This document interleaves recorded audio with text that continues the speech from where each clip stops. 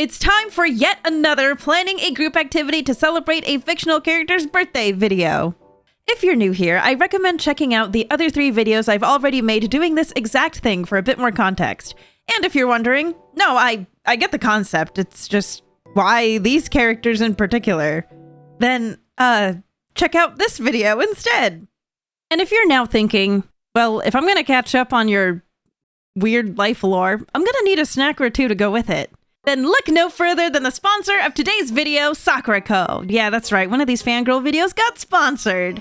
Sakura Co is a monthly Japanese artisan snack box that supports local makers across Japan and brings the seasonal tastes of Japan right to your front door. Each month follows a different theme, and for December, they're celebrating the holiday season, my favorite. Each box comes with a cultural booklet featuring information about Japanese culture relating to the theme, pages highlighting some of the local makers involved with the snacks, and flavor descriptions and allergen information for every snack in the box. One of my favorite things in the box was this pistachio Baumkuchen, which had a light nutty smell and had a really nice subtle, slightly sweet flavor that went perfectly with the matcha sencha tea bag. I was planning on trying just the one bite, but ended up eating the entire thing. Another favorite of mine was the white chocolate sandwich cookie from Sanritsu Confectionery, which was a super delicate, crisp, and buttery white chocolate cookie. There were a bunch of interesting snack flavors in this box that pleasantly surprised me, like the sweet and savory cheese cashew nuts and these traditional Amanato candied beans. Each Sakura Co box comes with a houseware item, and for this month, it was a Minoware indigo plate made with indigo blue dye. If you or someone you know is a fan of afternoon tea or trying new flavors, then consider getting them a Sakura Co box this holiday season. Check out their Christmas deals in the link below or use my code to get $5 off your first box. Thanks so much to Sakura Co for sponsoring this video, and now back to Xavier. It is now Xavier's turn. So originally for Xavier's birthday, we had planned to go stargazing or glamping somewhere, which would have been a perfect match for this year's birthday card, where you watch a meteor shower with him on top of a building. However, the weekend we were planning for just so happened to be a 3-day holiday weekend in Japan, so all the glamping spots in Tokyo were completely booked up for weeks. So we had a change of plans, and I think it ended up working out even better this way because it just so happened to be super rainy that day. Also, can I just say, out of the 4 dedicated birthday outing videos I've made so far, it has rained in 3 of them. Xavier's birthday, rain. Caleb's birthday, it rained. Zane's birthday, rain. In his defense, though, his birthday was during peak typhoon season. The only love interest to bless us with sunny weather so far is Silas. Luckily, we'd be spending the day indoors because we made plans to go to Space Travelium 10Q, which is an interactive space travel museum and exhibit at Tokyo Dome. We thought this would be the perfect spot because space travel is a huge part of Xavier's lore, and 2 of his most recent 4-star cards allude to that aspect of his lore, with one of them even involving an immersive space travel VR experience that he and the player character try out together. It was shockingly fitting. Space Travelium 10Q's most popular exhibit is called the Moon Cruise, where they have you wear a VR headset and experience a group field trip to the moon. Virtual reality experience that lets you roam on the moon. Huh. Why does saying those words out loud suddenly make me feel kind of sad?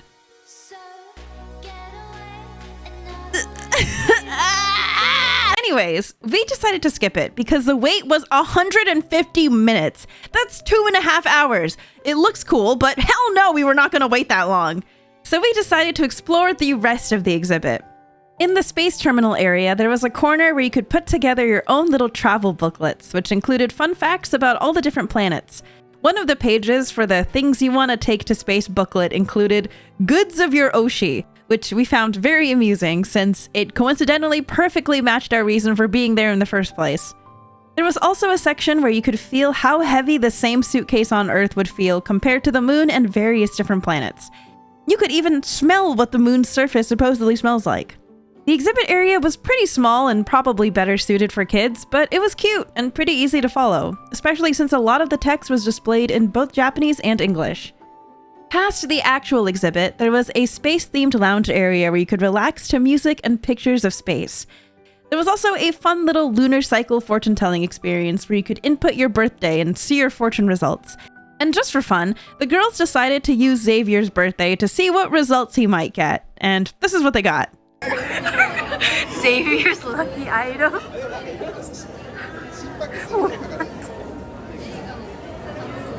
Red wine and cheese. The lounge is also where the cafe was, which had space and star-themed sweets and drinks available for purchase. Stars are one of Xavier's main motifs in the game, so we really wanted to get the star-shaped donuts, but they were unfortunately all sold out. So we decided to instead get one of their cream sodas, which came with a little astronaut and a cookie star on top of a scoop of ice cream. The rest of our time at the exhibit was pretty chill, and once we were done, we headed straight to the Danny Churros truck in Tokyo Dome, which just so happened to be advertising star-shaped churros. We had no idea they were even offering that shape. We just wanted to eat some churros. But these were so stinking cute, and we made sure to take a million pictures of them together before digging into them. These churros were so deliciously light and crisp, and I ended up getting myself a second churro for the road. Listen, it's hard to find good churros in Tokyo, okay? I had to take advantage.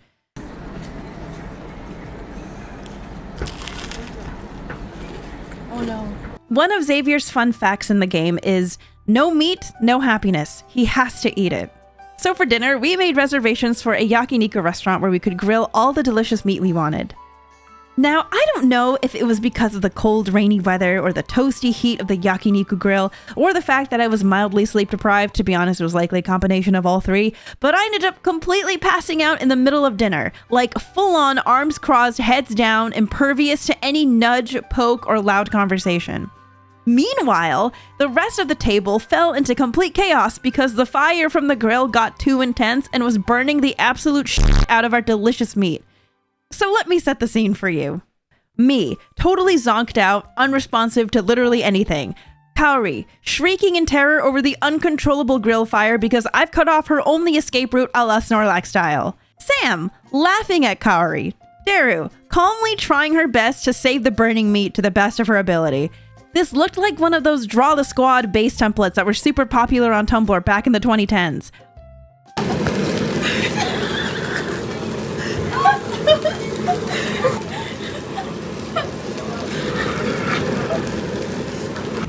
I'm so sorry.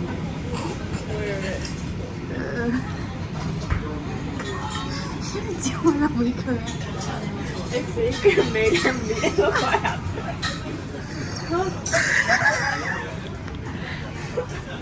Look at the meat. What happened? Considering the fact Xavier is an extremely sleepy guy and prone to falling asleep anywhere no matter the situation, and is also canonically a terrible cook who only ever burns things, this dinner somehow unintentionally ended up being the most on-brand activity of the day. Listen, this meat was not cheap. You think we'd go out of our way to f*** it up for the bit? On any other day, this dinner would have been considered a disaster. But we coped with it by thinking, well, it's what Xavier would have done. For the final part of our celebration, we headed over to Sam's place for cake. Except we had one problem. We had no cake prepared, and by the time we'd finished dinner, all the cake shops and bakeries had closed for the night. So with no other options left and a collective refusal to let the night end cakeless, we made the risky decision to Uber Eats order a birthday cake. We thought, this is a crazy idea. Surely a cake ordered last minute through Uber Eats at 9 p.m. isn't going to meet these Oshikatsu standards we've set for ourselves. There's no way, right? How do we... Wait. Oh my god! I can't believe we got this on a whim. What the heck? No, we totally planned it. What are you talking about? Oh, yeah. So we had this reserved in advance. Check this plays out. Oh my god. This is so cute. I don't know how, but this cake was somehow even more perfect than we'd imagined. The flowers on the cake, the signature pastel periwinkle shade of the frosting. They even sold little star candles as an add-on that we absolutely had to get. It was the perfect centerpiece for the super cozy star-themed decorations that Sam and Kaori had set up beforehand, which was complete with star-shaped lights, fake candles, little plushies, and most excitingly, little goodie bags that Kaori prepared, filled with an assortment of her Love and Deep Space art goods, like an acrylic stand, photo cards of each character, mini pins of each character, and mini prints. You guys don't understand how big of a deal this was, because for the longest time, Kaori didn't want to show us her art or work because she was so shy about it. Which, you know, no pressure. We were like, whenever you're comfortable, we are happy to see it. Which is why it was such a shock to suddenly receive a whole lineup of goods with her art. This girl free-renned us! She was hiding her power level the entire time! So cute. Yo. So this is Kayla. Ah! Oh my god. But there's all 5 in there, but that's what I mean. I thought that's too much, but it's No! okay. Cute. Also, there's an... Yo. And then there's that's the entire set. Wow! We finally got to see Kaori's beautiful art, and all it took was celebrating the birthday of one of her mains. Man, the power of Otome games, am I right? We ended the evening by finally slicing into the cake, which very pleasantly turned out to be a classic strawberry shortcake, and it was delicious. And I'm not just saying that because it was strawberry, okay? It was genuinely a very tasty cake, especially considering the fact we ordered it super last minute on Uber Eats, okay? Give me this one!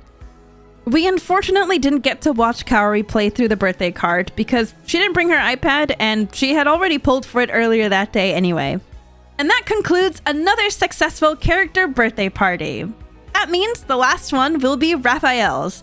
I know his was technically first, but ever since that first outing, our party planning skills have leveled up significantly, and he's also become one of Kaori's mains. So I think a redemption birthday is in order. Which means you guys get a good break from this series for a few months. That is, of course, assuming I don't get inspired to do more of these for other characters.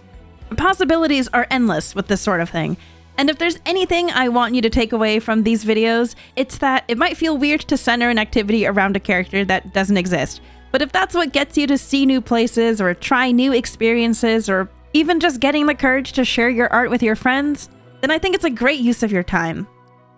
Thanks so much for watching.